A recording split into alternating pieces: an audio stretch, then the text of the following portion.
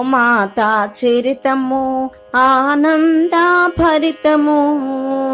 గోమాతా చరితము ఆనందభరితము, ఆయురారోగ్యము సర్వపుణ్యాల ఫలితము, ఆయురారోగ్యము సర్వపుణ్యాల ఫలితము. గోమాతా చరితము ఆనందభరితము, గోమాతా చరితము ఆనందభరితము. తల్లి లేని పిల్లలకు ఆవు పాలు శ్రేష్టము, తల్లి లేని పిల్లలకు ఆవు పాలు శ్రేష్టము, సర్వరోగహరణము తరగని ఆభరణము, సర్వరోగహరణము